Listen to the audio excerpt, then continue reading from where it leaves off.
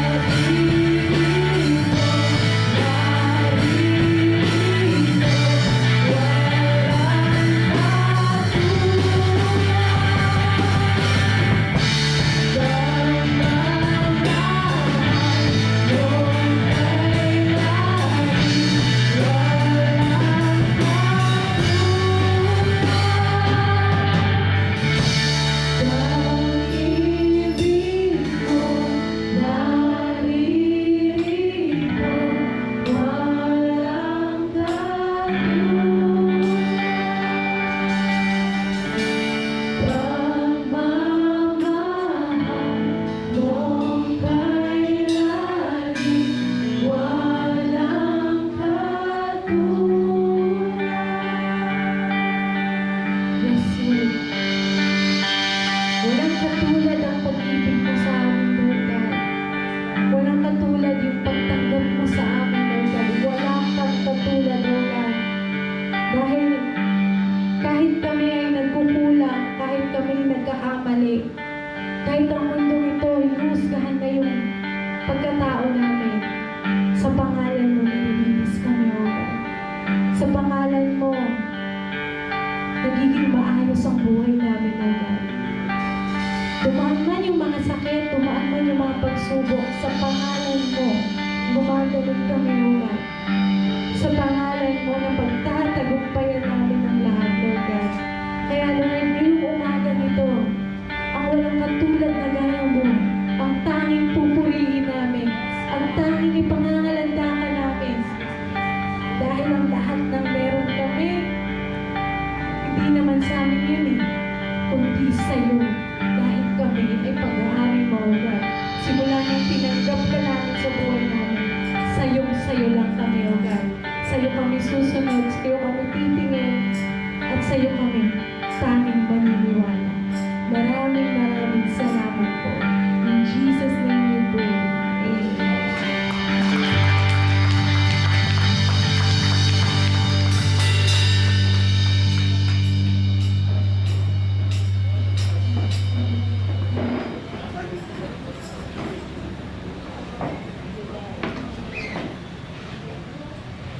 Bago po kumanta si Pastor kasi yun. Sabi ni Luna, nakakanta daw si Pastor kasi may extra mic.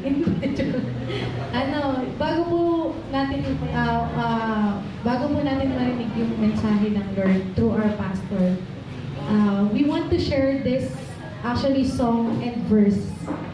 Verse po ito na inawit, sa awit,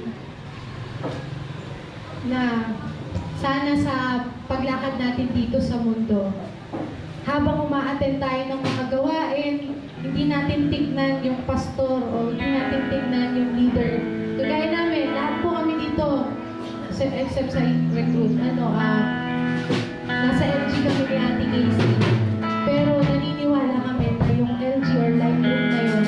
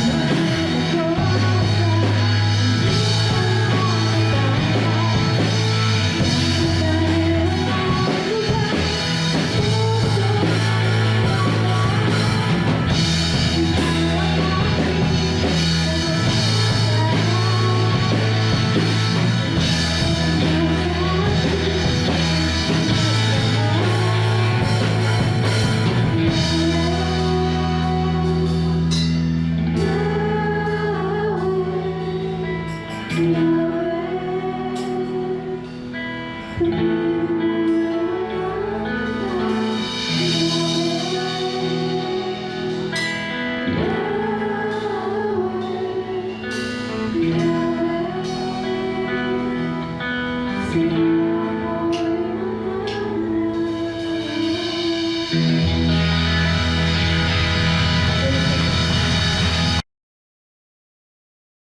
Diyos na nasa langit, banal kang mapangyarihan Panginoon, ng umaga ito ay aming pong inaandog sa inyo, ang aming pong mga pasalamat, sapagkat Panginoon kayo po ang gumagabay sa amin. Nihiling namin Panginoon ang inyong pong Santong Espiritu na pagsama sa amin, upang mga salita mo Panginoon ay magkaroon po ito ng bunga sa aming mga puso Panginoon, at ito po ay lumago habang ito po ay aming pinakikinggan. Lord God, tulungan niyo po kami na maunawaan namin ang anumang salita na inyong yahayag sa araw na ito, at mapupurihan ka namin Panginoon, at naniniwala kami Panginoon na ikaw po ang kikilos upang ilayo kami sa tukso ng di pakikinig, kundi aming pong pakikinggan Panginoon, at isasagawa po namin ang anumang mga salita mo Panginoon na aming pong marinig sa umagang ito. Salamat Panginoon, at patunakbayan niyo po ang lahat ng narito, maging mga bata, maging ang mga teachers, Panginoon, mga magulang na narito, Panginoon, tatanggap po ng iyong mga salita. Maraming salamat, Lord God, sa iyong kapurihan. This is our prayer in the mighty name of Jesus Christ. Amen and amen. Okay po, ito po yung pag-uusapan natin, living by the Holy Spirit. So ngayon, bago tayo magsimula, mayroon dyan nakalagay na, na The Lost Compass. Ayan. The Lost Compass. Isa siyang story na nabasa ko siya, pero hindi siya yung pinaka hindi siya yung perfect na pagka gaya ko ng story. So yung iba diyan ay na-paraphrase ko na. So para maging maiksi yung storya, ganito yung storya diyan. May grupo ng mga kabataan, mga hikers.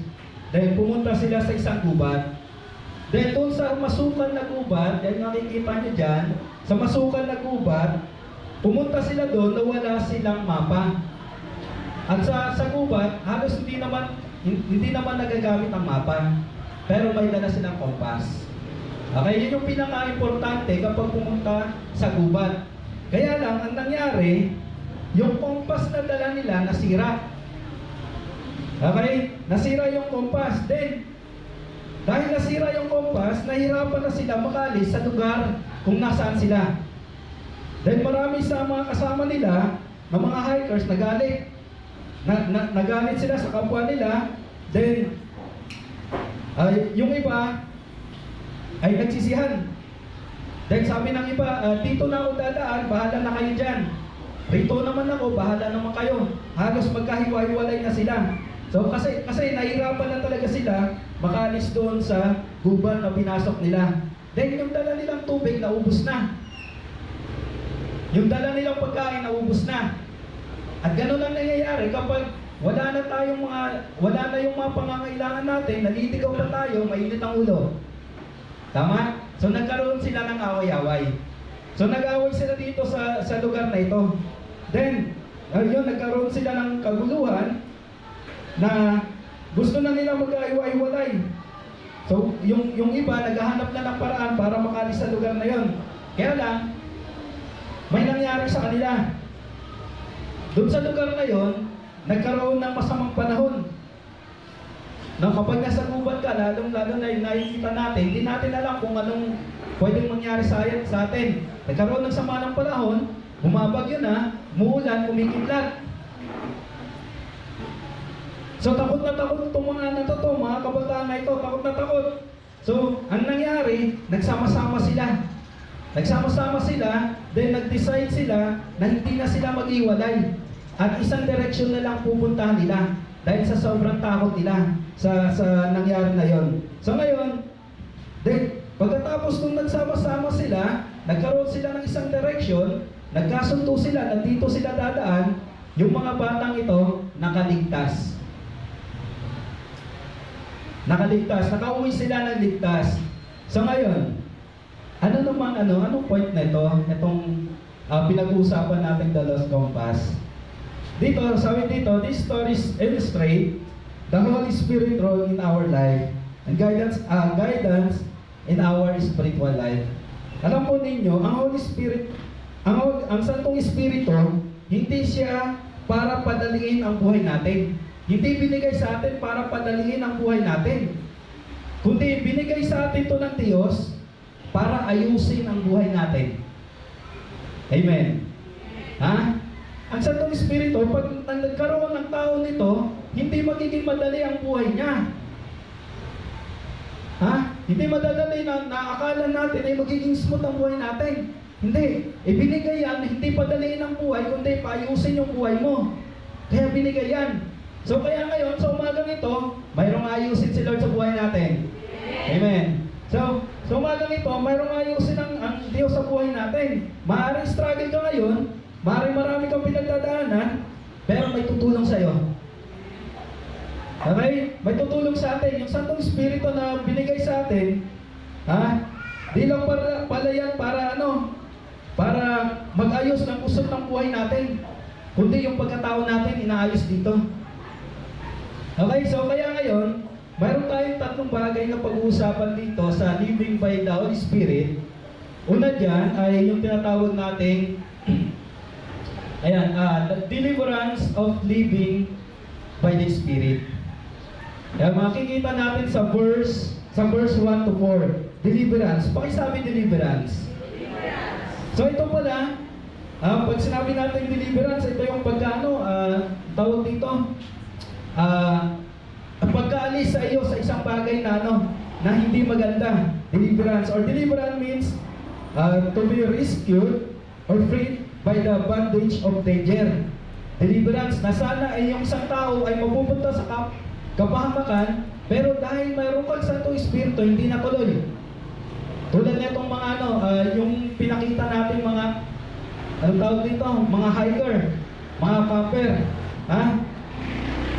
Then, ito yung pagpapalaya sa atin or release usually of a person from confinement, temptation, slavery, or suffering. Pag sinabi natin deliverance. Okay? So, ngayon, living by the Holy Spirit, kapag ikaw daw ay namumuhay, nakasama na naayon sa Santong Espiritu, may magpapalaya sa iyo. Okay? Kapag ikaw namumuhay na naayon sa Santong Espiritu, palalayain ka. Hindi ka makukulong doon sa sa bondage of problems, struggle man yan sa buhay, hindi ka makukulong doon. Kapag namumuhay ka, na naayon sa Espiritu. Amen. Kung nakakaranas tayo ngayon ng mga struggle sa buhay natin, huwag kang mag-alala, hindi mo isusod ang buhay mo. Binigyan ka ng Panginoon, binigyan tayo ng Panginoon na katulong natin. Ito yung Espiritu ng Diyos na binigay niya sa atin. Kaya nga sabi dyan, the deliverance of living by the Spirit. Lahat pala ng tao, lahat ng tao na namumuhay sa Espiritu, may deliverance. May pagpapalaya. Sabi dyan sa deliverance in living by the Spirit, tingnan natin tong letter A. Deliverance of living by the Spirit. Sabi niya letter A, delivered from the sentence of sin. Ito pong number 1. Bakit nangyayari yun? Ano bang sinabi niyan sa verse 1? Sabi niyan sa verse 1, kaya nga, wala nang kahatulang parusa sa mga taong nakipag-isa na kay Kristo. Ito pala, may deliverance. Wala na daw kahatulan. Yung isang tao pala na namumuhay ayon sa Espiritu, hindi na daw hatulan. Hindi na daw hatulan. Pag sinabi natin deliverance, delivered from the sentence of sin, ito pala ang kagandahan kapag ikaw ay namumuhay sa Espiritu, hindi ka nahatulan. Hindi ka nahatulan. Ngayon, sa panahon natin, kapag nagkasala ka, may sentensya sa iyo. Tama? Pag may ginawa ka mali sa magulang mo, may sentensya sa iyo. Kapag may ginawa kang mali sa lipunan, may sentensya sa'yo. Pwede kang magmulta, pwede kang makulong. Pero dito, kapag namumuhay ka daw sa Espiritu, anong sabi diyan? Delivered from the sentence of sin. Hindi ka nasisentensyahan kahit makagawa ka ng kasalanan. Ha? Hindi ka nasisentensyahan. Sabi nga dyan sa verse 1, kaya nga wala nang kahatulang parusa sa mga taong nakipag-isa na kay Kristo. Kapag ikaw nakikisa na kay Kristo, ikaw ay namumuhay sa kanyang Espiritu, hindi ka nahatulan. Ito pala yung kailangan natin gawin. Ha? Ang kailangan natin gawin, yung mamuhay tayo na ayon sa Espiritu ng Diyos. Para hindi ka nahatulan. Ha? Ito yung mga may nagawa kang kasalanan, pero hindi ka na hahatulan. Kumbaga, absuelto ka. Pakisabi, absuelto. Kapag ikaw pala namumuhay sa Espiritu ng Diyos, hindi ka nahatulan ng Diyos, absuelto ka. Bakit? Si Lord, ginawa niya yung kahatulan sa Kanya. Tinanggap na niya at hindi mo natatanggapin yun. Ang kailangan mo lang mamuhay na ayon sa Espiritu ng Diyos. Ito yung Santong Espiritu na binigay sa iyo, na mag-aalis sa iyo doon sa iyong pagkaano. Ha? Para matanggap mo yung kaparusahan. So sabi diyan, kaya nga wala nang kahatulang parusa sa mga tao na pag-isa na kay Kristo. So, the same pala to sa atin, na hindi na pala tayo hahatulan. Ha? Na kahit na magkamali yung isang tao, hindi ka pupunta sa impyerno. Bakit? Ha? Niligtas ka na ng Diyos doon sa kahatulan. Ang isang tao pala na namumuhay sa impyerno, kahit na yung magkasala ngayon, yung isang tao na namumuhay sa Espiritu ng Diyos, kahit magkasala yan ngayon, hindi yan mapupunta sa impyerno. Kasi hindi na yan nahatulan ng Diyos. Ha? Kaya sinabi dyan, wala nang kahatulan ng mga tao namumuhay sa Espiritu. Namumuhay na nakiisa kay Kristo.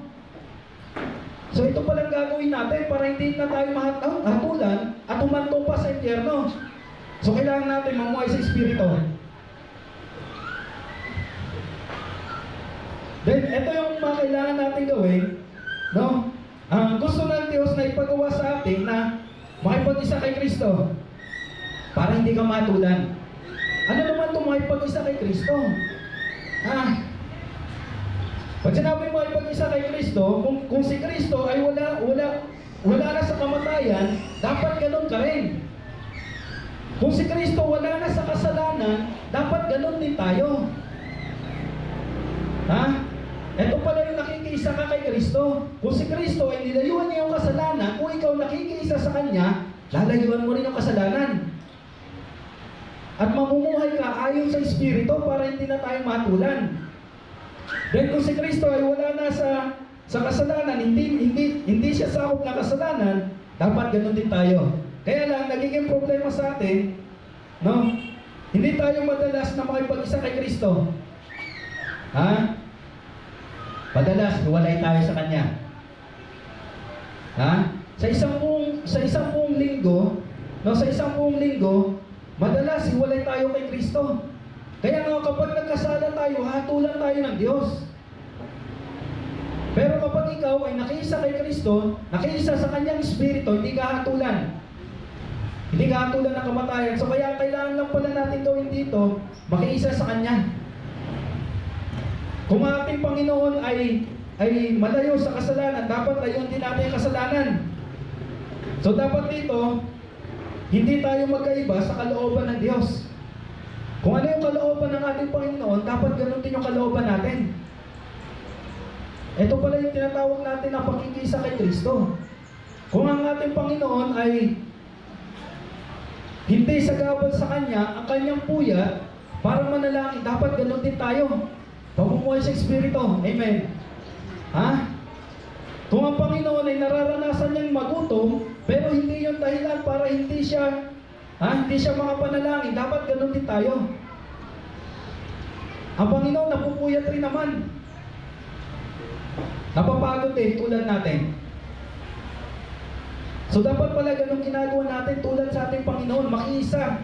Kung ano yung ginagawa ng ating Panginoon, para hindi tayo hatulan. Okay? So ngayon, pangalawang letter B dyan, sa deliverance of living by the Spirit. Pangalawa, delivered from the slavery of sin. Ha? Number 2, delivered from the slavery of sin. So ibig sabihin pala, wala nang kapangyarihan sa iyo yung kasalanan. Hindi ka na matutokso. Anong sabi niyan sa verse natin? Sabi sa verse natin, sa verse 2, sa pamamagitan ng kautusan ng Espiritong nagbibigay buhay dahil sa pakikiisa natin kay Kristo, Jesus, pinalaya na ako mula sa kautusan ng kasalanan at kamatayan. Yung ano dyan, yung mga underline pinalaya. Pag sabi pinalaya, kung ikaw pala ay namumuhay sa Espiritu ng Diyos, pinamumuhay mo ang Espiritu ng Diyos, pinalaya ka na sa kasalanan. Ha? Ito pala yung dapat natin gawin. Kapag ikaw pinamumuhay mo yung Espiritu ng Diyos, kahit yung kasalanan ay nasarap mo na, hindi ka matutokso. Kaya nga hindi ka hatulan eh. Ha? Ito pala yung kailangan natin gawin. No? Tayo pala ay pinalaya na. Mga kapatid, naranasan na natin pinalaya na tayo sa kasalanan. Huwag na natin ulitin. Sabi dito, delivered from the slavery of sin. Marami sa mga anak ng Diyos, anak na ng Diyos, pero slave pa rin ang kasalanan. Bakit? Hindi namumuhay sa Espiritu. Namumuhay ayon sa laman, ayon sa mga mundo. Mas hinahanap nila yung mga makamundong bagay, mas hinahanap nila yung kasayahan ng tao, kasayahan nila, kasayahan ng kapwa nila, kaysa sa kasiyahan ng Diyos. Namumuhay sa laman. Ang namumuhay pala sa Espiritu, hinahanap ang kasayahan ng Diyos. Kaya kapag ikaw ay namumuhay, yung isang tao namumuhay sa kasayahan ng kanyang sarili, siya ay slave ng kanyang katawan. Ha? Wala namang problema doon na hinahanap mo yung kasiyahan. Walang problema doon. Lahat tayo naghahanap. Kaya lang, madalas, sarili natin napapasayan natin si Lord malungkot. Ha? Yun yung kadalasan ginagawa ng mga anak ng Diyos. Kaya nahihirapan tayo mamuhay sa Espiritu.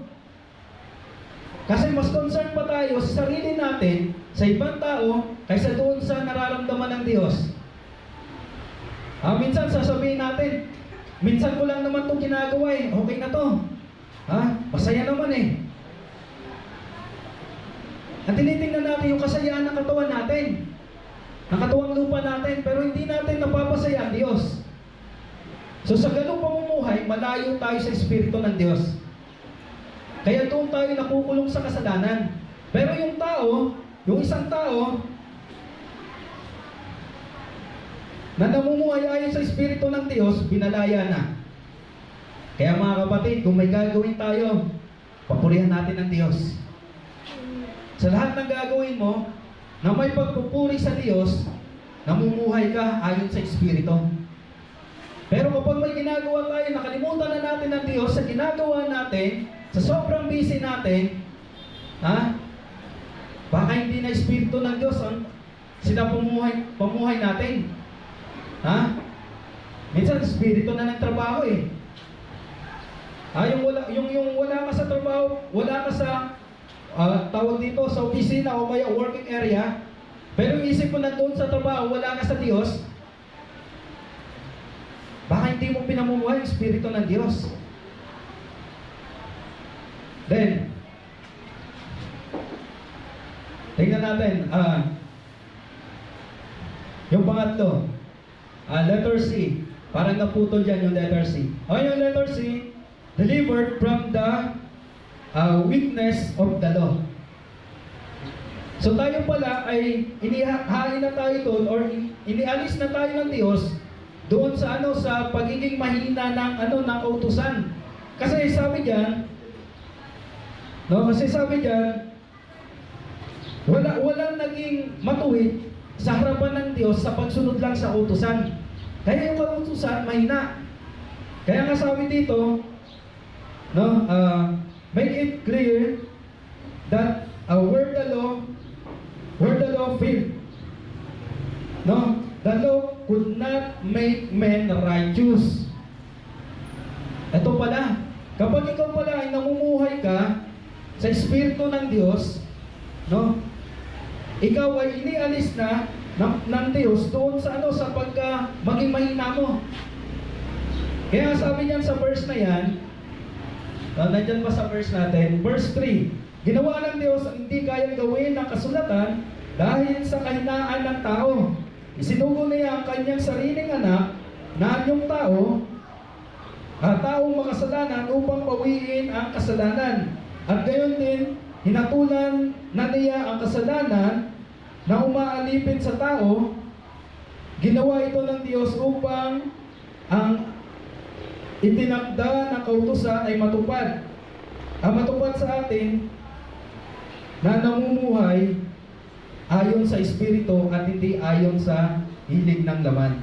So dito pala sa part na ito, no, sa delivered from the weakness of the law, ikaw pala kapag namumuhay ka ayon sa Espiritu, kung ano mo yung nasa law, kahit hindi mo na isa-isahin yun, pasado ka sa paningin ng Diyos. Ha? Kapag ikaw namumuhay ka ayon sa Espiritu ng Diyos, hindi mo na kailangan pa isa-isahin yung Exodus chapter 20. Ha? Yung 10 Commandments, hindi mo na kailangan isa-isahin yun. Sa pagharap mo pa lang sa Diyos, pasado ka na. Yun yung kahinaan ng yun yung kahinaan ng tawag dito, ng law. Hindi nagiging righteous isang tao sa pagsunod lang sa batas. Kailangan may relasyon sa Diyos. Amen. Ha? Then, next tayo. Pangalawang bagay na pag-uusapan natin,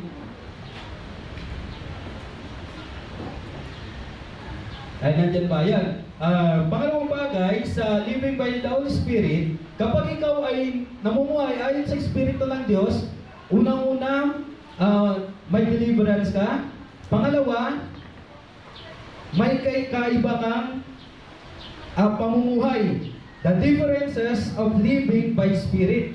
Kapag ikaw pala namumuhay ka ayon sa Espiritu, kakaiba kang tao. Ano kayang kakaiba sa'yo? So, ito yung kakaiba sa'yo kapag ikaw ay namumuhay ayon sa Espiritu. Dito natin malalaman kung ikaw talaga ay na kay Kristo. Okay, letter A dyan, giving so much important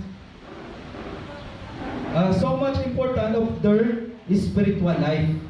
Doon sa number 5, sabi dyan sa verse 5, ang mga namumuhay ayon sa hilig ng laman ay walang pinahalagahan kundi ang mga bagay ukol sa laman. Okay, ang pinapahalagahan lang nila mga bagay ukol sa laman. Ito yung mas importante sa kanila. Mas importante sa isang tao na matulog kaysa mag-worship sa Lord. Na kumain, na kaysa mag-pray. Na okay lang yung mapagala ka. Okay lang mapagala. Kahit na may gawain. Ito yung sinasabi dito sa verse 5. Na ang mga namumuhay ayon sa hilig ng laman ay walang pinahalagahan kundi ang mga bagay na ukol sa laman. Ngunit ang mga namumuhay ayon sa Espiritu ay nagpapahalaga sa mga bagay na spiritual. Kaya ang nakalagay dyan, giving so much importance of their spiritual life. Ang tao pala na namumuhay sa Espiritu, pinahalagahan yung kanyang spiritual life. Pinapahalagahan. Pag sinabing pinapahalagahan, hindi mo aasa sa iba yung spiritual life mo. Kundi gagawa ka ng mga bagay para lumago ka. Ikaw yung hindi na pinipilit. Ikaw yung hindi na pabebe. Kasi pinapahalaga mo yung spiritual life. Kapag pinapahalaga natin yung lupang pangangatawan katawan natin, nagpapapilit pa tayo. O, pag niyayaya tayo, nagpapapilit pa. Ay, sino-sino kasama natin? Ha? Minsan daanan ko muna si pag hindi sumama, hindi na rin ako sasama. Pero pag pinahalagan natin yung Espiritu ng Diyos, yung spiritual life natin, kahit hindi ka yayain, pupunta ka. Kasi pinapahalaga ng Espiritu. Ito pala yung mga tao na living by the Holy Spirit, na binigyan mo ng importansya na mas mahigit yung ating spiritual life, yung spiritual na pamumuhay, sa mga kasiyahan natin. So, next. Number 2 dito sa differences of living by the Spirit. Ito pala kakaiba ka pala, kasi namumuhay ka, mas pinahalagaan mo yung spiritual life. Kaya yung mga tao na kasama mo, parang na-awkward yan sa'yo, parang kakaiba kang kumilos, na mayroon kayong gala, pero bakit lagi kang absent sa gala, pero present ka sa gawain? Yan yung mga tao na namumuhay ayon sa Espiritu. Giving so much importance of their spiritual life. Pangalawa, giving so much importance to their obedience to the Spirit. Verse 6, sabi dyan sa verse 6, ang pagsunod sa hilig ng laman ay naghahatid ng kamatayan, ngunit ang pagsunod sa Espiritu ay nagdudulot ng buhay at kapayapaan. Yung salitang pagsunod. Pagsunod. Giving so much importance to obey to their giving so much importance to their obedience to the Spirit. Ito pala yun. Ito yung mga tao na namumuhay sa Espiritu. Mas sinusunod na yung Espiritu ng Diyos. Ito yung mga namumuhay na sumusunod sa Espiritu namumuhay sa Diyos. Ito yung sumusunod sa Espiritu ng Diyos na nagtutulot ng buhay at kapayapaan. Dapat pala ganito tayo. Na mas sinusunod dapat natin yung convict sa'yo ng Espiritu ng Diyos. Ito yung mag-decide ka na isang bagay na para sa Lord, pero sasabihin mo, ay, pas muna tayo dyan. Kinukonvince ka ng Santong Espiritu, pero nire-reject natin. Sinong naka-encounter ng ganun, nang gusto mong sumagi na sa isipan mo na sumama or umattend sa isang gawain, pero hindi mo pinansin kundi pinagpatuloy mo lang yung ginagawa mo. Oo nga may gawain tayo. Hindi, tuloy ko lang to. Ito yung tinatawag natin giving so much importance of their obedience to the Spirit. Na sinusunod dapat natin yung convict ng Spirit sa atin. Hindi mo nire-reject. Maraming mga bagay tayo na-encounter na simpleng bagay lang. Nagagawa ka ng mabuti sa kapwa mo, convict by the Spirit, pero sasabihin mo, ay wag na. Masama rin naman ugali niyan Yung tutulungan mo na lang yung tao, ay wag na. Hindi ko naman kakilala yan Kinukonvict ka na ng Espiritu ng Diyos para sa kanyang iglesia, para sa kanyang ubasan, na kapag nakitaan ka ng pagtulong ng isang tao, mapapraise God sila. Pero minsan, ay hindi ko kilala yan baka ngayon lang kami magkita niyan, bukas hindi na. Kaya hindi natin gagawa ng mabuti. Okay, number 3. Giving so much importance of focusing on changing our mind into spiritual matter.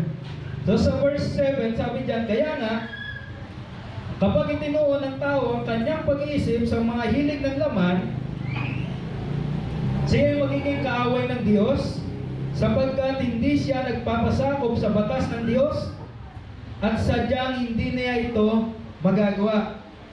At ang nabubuhay ayon sa hilig ng laman ay hindi maaaring kalugdan ng Diyos. Ito pala, number 3 dito sa differences of living by Spirit, giving so much importance of focusing on changing our mind into spiritual matter.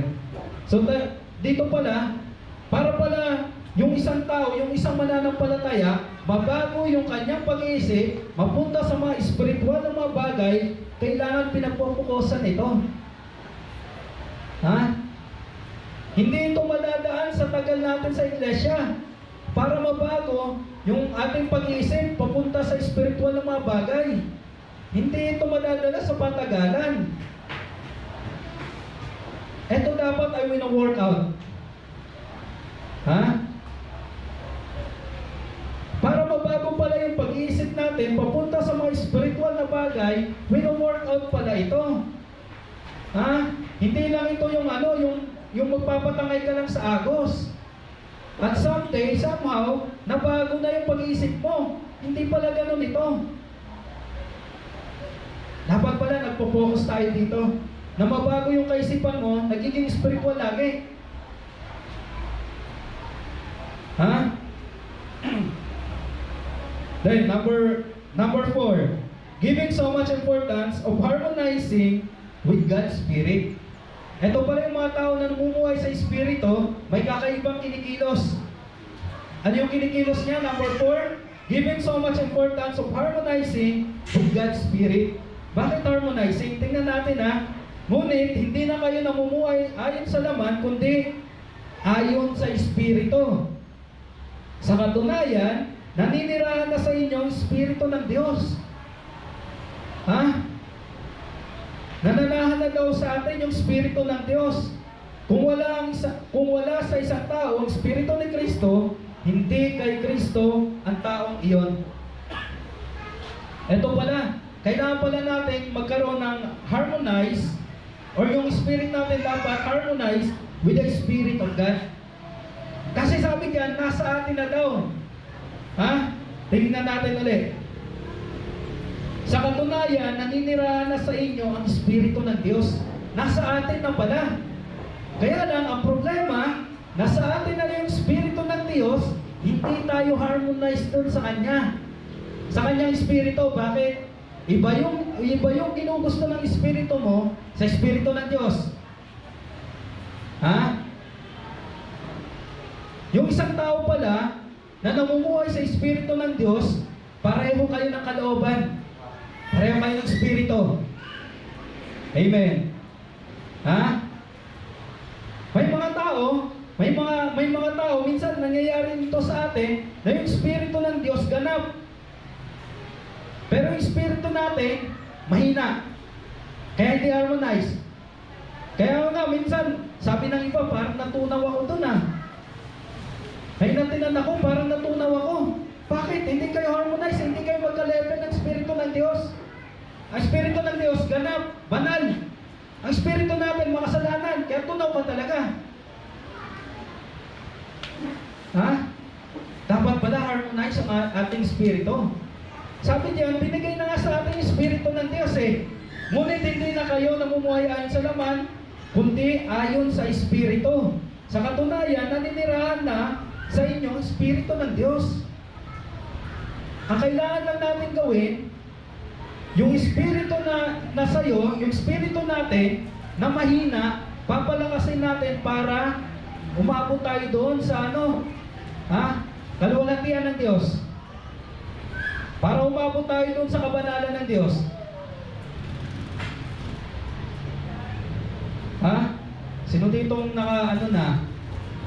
nasubukan na umattend sa isang gawain or sa isang service, church service, na natunaw daw?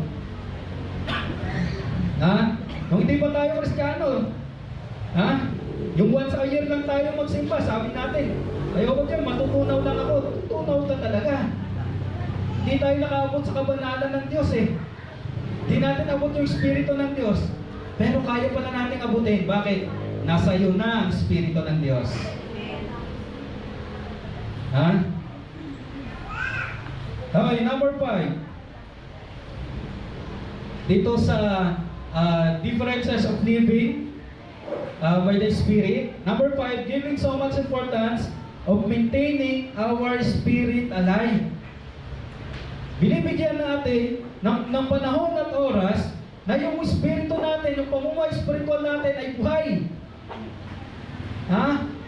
Ito pala yung mga tao na namumuhay sa espiritu ng Diyos, gusto niya buhay din yung espiritu niya.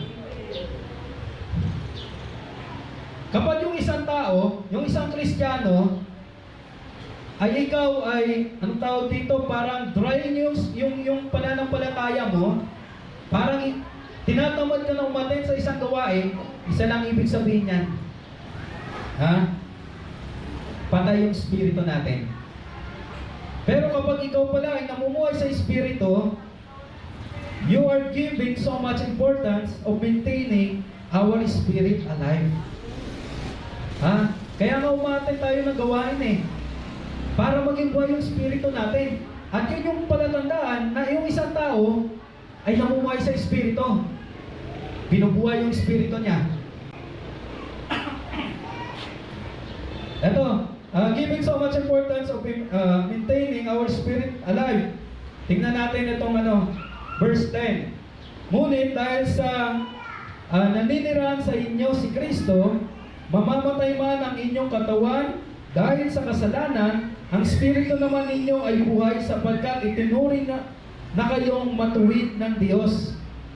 Mamamatay yung katawan natin, pero ang spirito natin buhay. Dapat pala ganun tayo. Mahina na yung katawan mo, pero espiritu mo alive pa rin. Mahina na tuhod natin, pero espiritu mo alive pa rin. Ha? Pagod ka man, pero espiritu mo alive pa rin. Ito pala yung nahanap ng Diyos sa atin. Ha? Na kahit gutom ka, yung espiritu mo alive pa rin. Ito yung hinahanap ng Diyos sa atin. Kapag ganun ang espiritu natin, kapag alive yung espiritu natin, ha? Magkasala ka man, patatawarin ka ng Diyos. Kasi ang espiritu mo, yung espiritu ng Diyos. Verse 11, kung naninirahan sa inyo ang espiritu ng Diyos na siya ang muling bumuhay kay Kristo Jesus, siya ang muling bubuhay sa inyong mga katawang may kamatayan sa pamamagitan din ng kanyang espiritong naninirahan sa inyo. Ito pala, kapag namumuhay ka sa espiritu, pag namumuhay ang isang tao sa espiritu, lagi mong binibigyan ng oras para mabuhay yung espiritu mo, yung spiritual life mo. At sa time na tayo kukunin na ni Lord, bubuhayin ka ni Lord. Amen. Na makasama ka niya. Ngayon, kapag hindi buhay ang espiritu mo, laging patay espiritu natin, laging tulog ang espiritu natin sa bahay natin. Pagdating ng Panginoon, hindi ka nabubuhay ni Lord. Ha? Hindi ka nabubuhay ni Lord. Tulog ka ng tulog eh. Iniiwan ang espiritu natin sa bahay natin eh. Kaya sabi dito, kapag ang espiritu mo daw ay alive, buhay na buhay, sa iyong kamatayan, ng iyong pangangatawan, pagdating ng ating Panginoon, bubuhayin ka niya. Amen. We're hoping na lahat tayo bubuhayin. Amen. Kailangan lang alive yung spirit natin. Okay, pangatlong pag-uusapan natin, at sa living by the Holy Spirit, una natin pinag-usapan na kapag ikaw namumuhay sa Espiritu ng Diyos, may deliverance ka, hanguin ka doon sa kapahamakan. Pangalawa, kapag ikaw ay namumuhay ayon sa Espiritu ng Diyos, ikaw ay mayroong kakaibang pamumuhay na nakatuon sa spiritual. Pangatlo, kapag ikaw ay namumuhay sa Espiritu ng Diyos, may tinatawag na delight of living in the Spirit. May kasiyahan, may joy pala. Kapag ikaw pala ay namumuhay sa Espiritu, may kasiyahan. Tingnan nyo katabi nyo, pag hindi masaya yan, ha? Pag hindi masaya yan, pasayahin mo na. Okay, delight in living spirit. Kapag namumuhay ka pala, ayon sa Espiritu ng Diyos, may kasiyahan ka, may joy. So tingnan natin. Number 1 dyan, you're able to put an end the deeds of your flesh. So tingnan natin ang verse 12. Mga kapatid, wala tayong pananagutan, sundin ang mahilig ng laman upang mabuhay tayo ayon sa katawang makalaman. Sapagkat mamamatay kayo kung mamumuhay kayo ayon sa tawag ng laman or ng makalaman. Ngunit kung pinapatay ninyo sa pamagitan ng espiritu ang gawa ng katawang makalaman, mabubuhay kayo. Eto pala, para mabuhay daw yung espiritu natin, dapat pinapatay ng espiritu natin yung gawa mong makalaman. Paano yun? Paano nangyayari yun? Na pinapatay ng espiritu ng Diyos yung gawa mong makalaman. Ayun sabi dyan, you are able to put an end the deeds of your flesh. Ha? Paano nangyayari yun na pinapatay ng espiritu yung gawa nating laman? Ganito yun. Kapag ikaw may ginagawa kang kasalanan, may ginagawa tayong kasalanan at tinatapos kagad natin ito sa pamagitan ng panghingi ng tawad sa Panginoon at hindi mo na tinutuloy yung kasalanan mo, you're putting an end the deeds of your flesh. Pinapatay mo yung gawa ng iyong laman. Pinapatay mo kagad yung ginagawa mong kasalanan. Yung hindi mo pa ginagawa yung kasalanan, iniisip mo pa lang, pinapatay mo na kagad. Indikasyon yun na ikaw ay namumuhay sa espiritu. Yung iniisip mo pa lang, tinatamad ka na. Yung iniisip mo pa lang sa isang gawain, tinatamad ka na. Then, kinukontra mo yung katamaran mo. Ibig sabihin lang yan, ikaw ay namumuhay sa espiritu. Sino ditong tinatamad pero nakukontra? Congratulations sa inyo. Congratulations!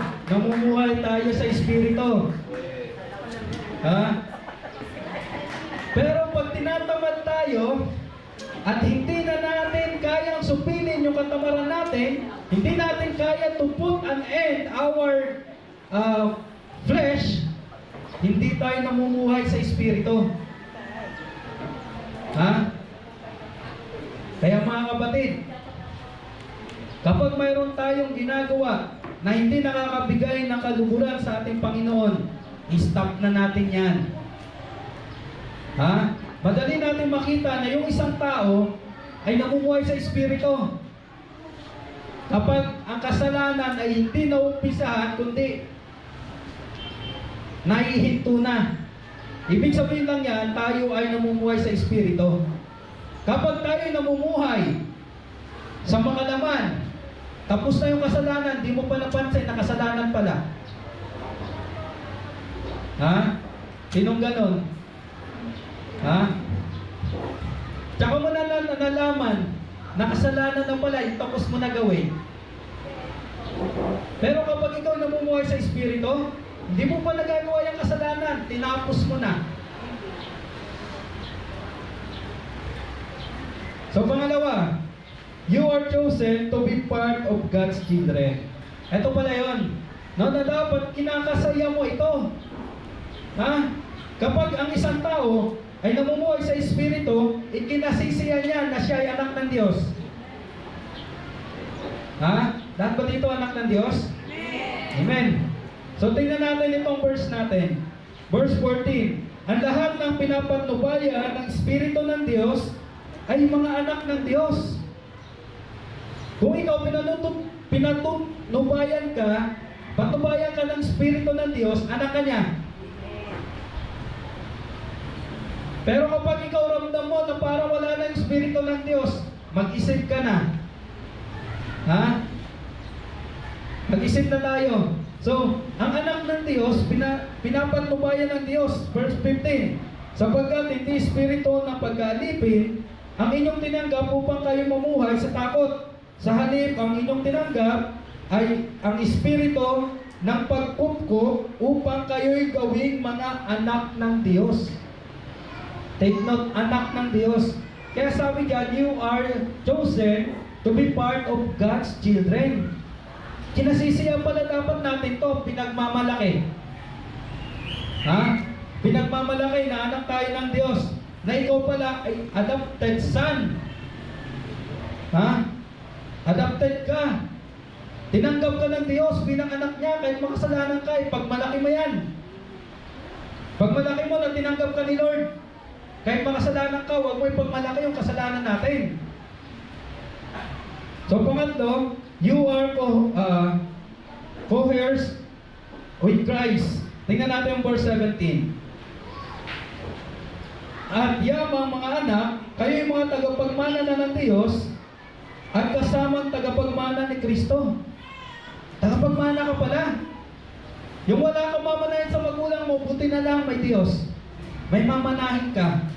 At itong mamanahin mo sa Diyos, hindi lang to simpleng hindi lang to kotse, hindi lang to pabahay or bahay o lupa. Kung hindi, matindi yung mamanahin natin sa Diyos. Sapagkat kung kayo'y kasama niya na magtiis, kayo'y kasama niya sa kanyang kaluwalhatian. Ito pala yung pwede mo ipagmalaki. Na maging masaya ka kahit wala kang kotse, kasi kasama kang bubuhayin ng Diyos. Ha? Kasama ka sa kaluwalhatian ng Diyos, kahit wala kang sasakyan. Ha? Kahit wala kang sasakyan, kahit wala tayong bahay, kahit wala kang trabaho ngayon. Ha? Ha? Ang importante pala dito, yung mamanahin mo sa Diyos. Okay? Yung mamanahin natin sa Diyos. So ngayon, and para sa ating conclusion, ito yung andyan pa yung conclusion natin. Yes, ito. Holy Spirit is a special gift of God for us to understand the nature of God. Ito pala. Kaya pala tayo binigyan ng Espiritu ng Diyos. Hindi para makagawa tayo ng kung ano pa man, kundi maintindihan natin yung kalooban ng Diyos. Maintindihan natin yung kanyang pagka-Diyos. Kaya pala ibinigay ito sa atin. Maintindihan natin yung kanyang way at magkaroon tayo ng harmonize with God. Unless na wala tayong Espiritu ng Diyos, hindi natin maintindihan ang kalooban ng Diyos. Kaya nga may mga tao nagsabi, ay, may pa worship pa. May pa Bible study pa. Naiintindihan lang ito. Naiintindihan lang natin yung mga bagay na yon kapag tayo ay may Espiritu ng Diyos. Kaya congratulations sa ating lahat. Naiintindihan natin kung ano yung worship. Naiintindihan natin kung ano yung prayer. Naiintindihan natin kung ano yung nakakalugod sa Diyos.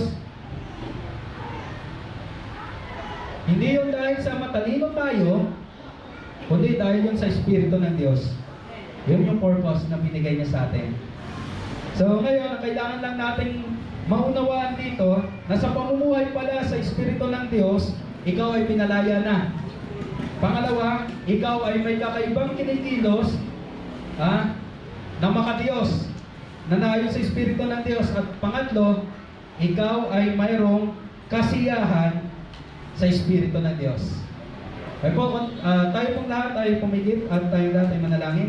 Ama namin Diyos na sa langit, pasalamat ulit Panginoon ang aming handog sa inyo sa umagang ito. We thank you so much, Lord God, sapagkat naniniwala po kami, Panginoon, sa sandaling ito. Yung wisdom mo, Panginoon, ang inyo pong pinagamit sa amin para maintindihan itong mga salita mo, Panginoon. At naniniwala kami, Panginoon, sa sandaling ito, nabigyan ka namin ng kaluburan sa pamamagitan ng pag-unawa sa mga salita mo. At salamat, Panginoon, na naintindihan namin ito. Sa pamamagitan ng Espiritu mo, Panginoon, kami nakaunawa sa mga matalinghaga mong salita, sa mga pangyarihan mong salita, at lalong higit, Panginoon, sa mga salitang nagbibigay buhay sa amin. Kaya sa umagang ito, Lord God, we pray sa lahat ng narito, Panginoon. Ikaw, Panginoon, ang mamumuna lagi sa amin sa pamumuhay namin pang-araw-araw, Panginoon, na may bless namin ng iyong pangalan, na may taas namin ng iyong pangalan, Panginoon, sapagkat kami mamumuhay ayon na sa inyong Espiritu at hindi na sa mga hinihingi ng laman namin. Lord God, nawa po ma-guide niyo po ang bawat isa sa amin na magbigay ng kapulian sa iyo sa pang-araw-araw naming buhay. Lord God, i-bless niyo po ang lugar na ito. I-bless niyo po ang lahat ng narito. It is our prayer in the mighty name of Jesus Christ. Amen. Amen.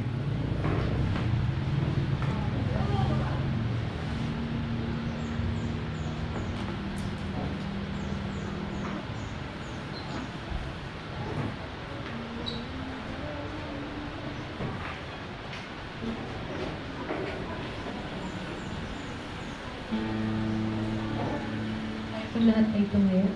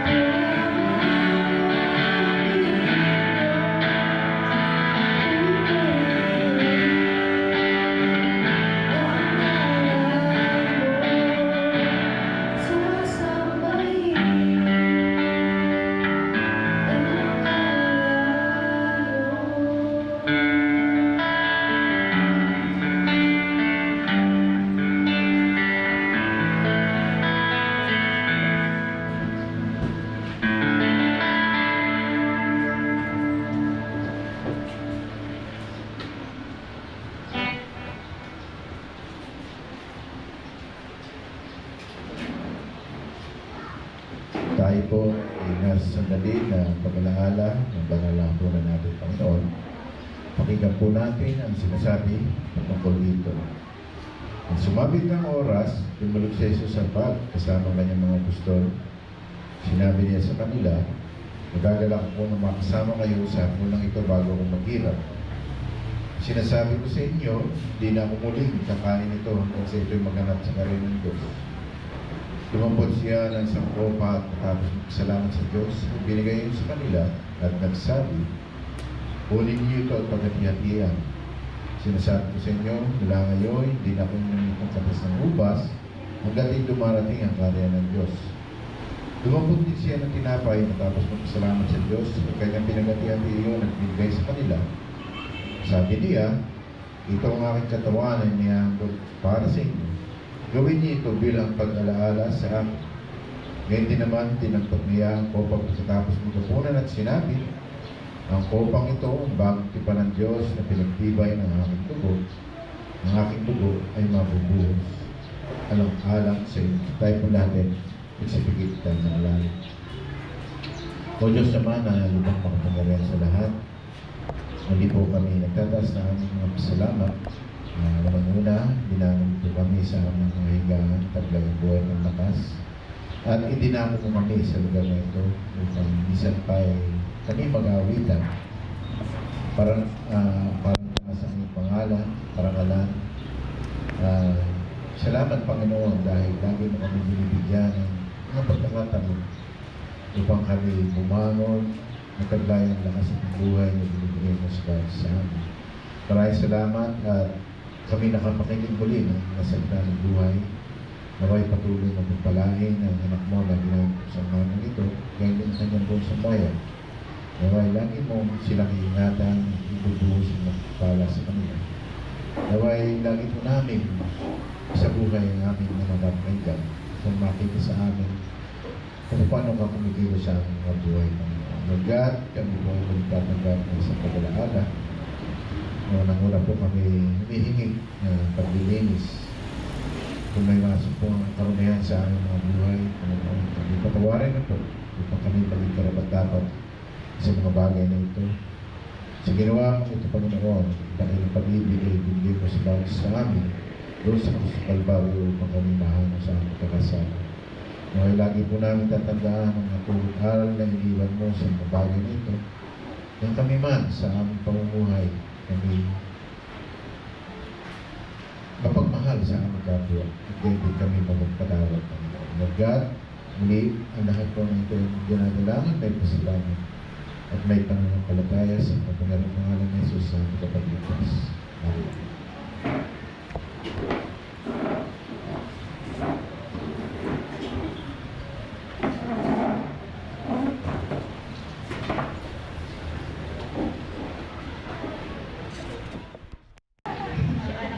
Babasahin ko po sa inyo yung mga awit 4-5. Sabi po, nararapat na handog inyong ialay, pagtitiwala nyo ay kay Yahweh ibigay. So ang challenge po sa atin sa umagang ito ay ibigay kung ano ang para sa Diyos at magtiwala na sapat yung ibinigay niya para sa atin. Tayo pong lahat ay manalangin. Lord, maraming salamat po sa umagang ito na pinagkaloob mo po sa bawat isa sa amin. Maraming salamat po sa lahat ng blessings na patuloy po namin natatanggap. Maraming salamat po dahil kahit na may pagkakataon na sa tingin po namin kulang, lagi ka pong nagpo-provide para sa bawat isa sa amin. Pinupuno mo po yung mga pagkukulang nang sa ganun po, Lord, ay magampanan po namin lahat ng responsibilities namin. Paibigay po namin lahat ng dapat po namin naibigay. Ikaw po, Lord, ang mamuna sa bawat isa sa amin at ikaw po ang patuloy na mag-bless sa amin. At nawa po, Lord, sa lahat ng bagay, amount na ibibigay po namin, maliit man o malaki, ikaw po ang ma-bless nito. In Jesus' name we pray, Amen.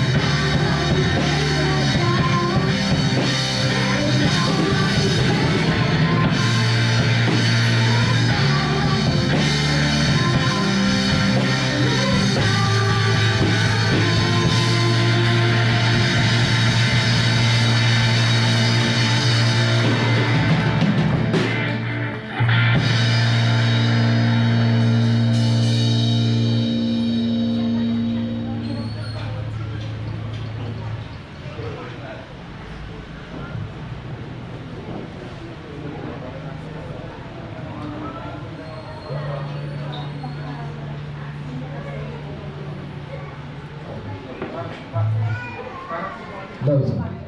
Ay po, mapagpalang umaga po sa ating lahat. Good morning, church. Ay po, welcome po ang bawat isa. Welcome po tayo sa ating pong pananambahan. Then, happy birthday sa mga nag-birthday na at sa darating pa, or mag-birthday pa. Ang nalalapit na mag-birthday ngayong linggo ay si Seti. Sa 11 po, 11 Tuesday. Ayan po, happy birthday, Cedric Planchero. And then, dako tayo sa ating mga announcement. Kahapon ay naisagawa po ang kababaihan or fellowship ang kababaihan na ginanap po sa Cardona. Then, sa kahapon ay ang buong church or buong ng Cardona ay napuno. Halos wala nang space Wala nang space. So napakarami ng ng kababaihan. Punong-puno na yung Cardona. So palakpakan natin si Lord sa nangyari sa kababayan kahapon. Thank you so much po sa mga nakapag-participate, nakapunta. Then, additional announcement natin,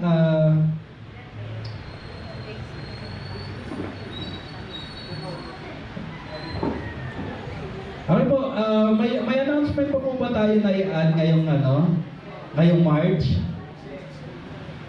Announcement sa March. Okay po, kasama po sa ating, in-encourage po ang bawat isa sa gagawin po nating training last week of the month. No, to be announced yung exact date na gagawin po natin yung training natin. Okay po, additional announcement. Wala na po. Okay, Christian din, mayroong announcement. Hello po, good morning po ulit. Patuloy po namin inimbitahan po yung mga kapatiran po na mag-participate po at isama po sa panalangin yung nilalapit po natin DBBS 2025 po. Ang tentative date po namin ay April 21 to 26 sa Don Jose pa rin po, elementary. So yun po, sama-sama po natin supportahan ang gawain ng Panginoon. Thank you po. Okay, thank you so much, Brother Eddie. So, okay po. Okay po, kung wala na po tayong additional na announcement, mayroon po po, yes po. Okay po, sa linggo, sa Sunday po, ang worship po natin ay babalik na po tayo doon sa Don Jose na po tayo. Same pa rin yung time natin, 9 a.m. 9 a.m. Balik na po tayo sa Don Jose next Sunday. So hindi na kayo aakyat ng mataas. Okay po, additional na announcement.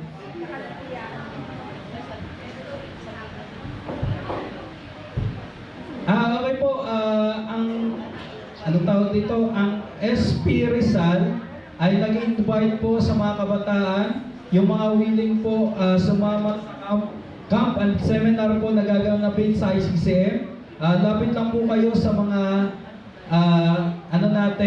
leader natin, sina Ate Mot na pala.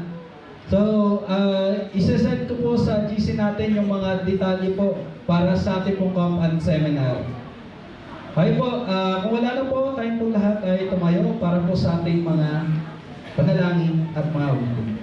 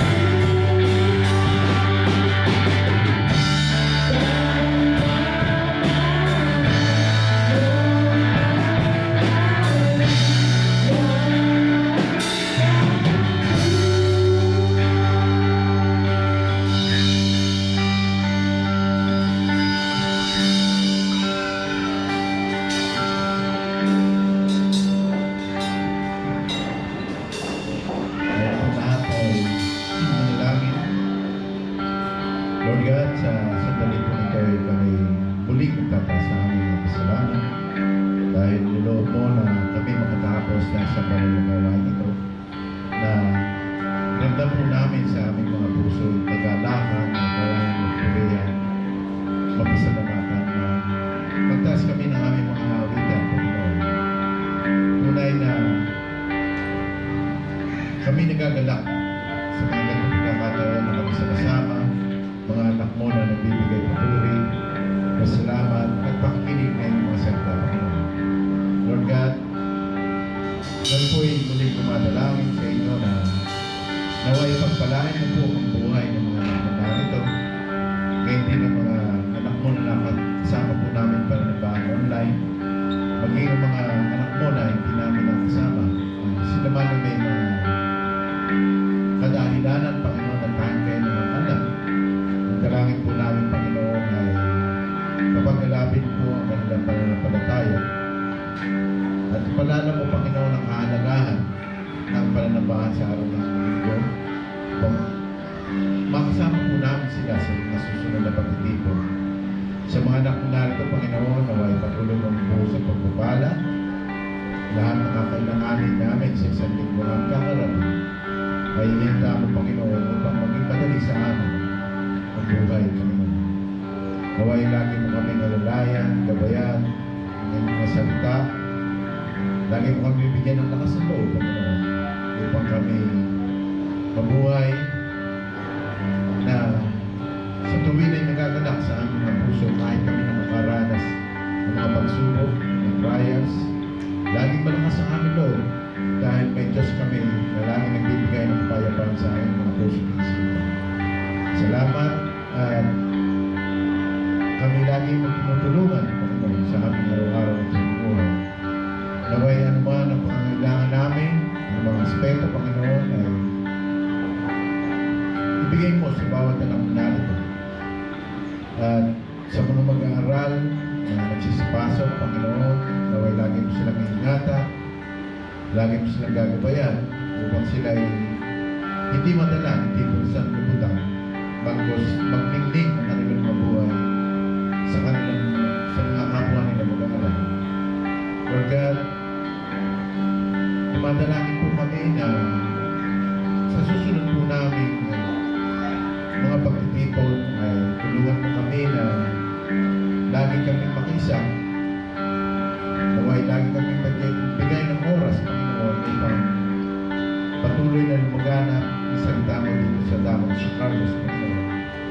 Naway patawarin mo kami, Panginoon, sa aming mga pagkukulang. Minsan kami nagkukulang, lalamig. Sorry po, Lord, dahil nadadai kami, Panginoon, minsan sa libutan. Kaya kami dumadalangin sa inyo, tulungan mo kami maging malakas ang aming pananampalataya. Tulungan mo kami na papaglalapit, Panginoon, ang aming pag-ibig sa inyo, Panginoon, upang ikaw lagi ang una sa lahat. Tulungan mo kami, Panginoon, sa mga ministeryo ng church nito, Panginoon, ng iglesia nito.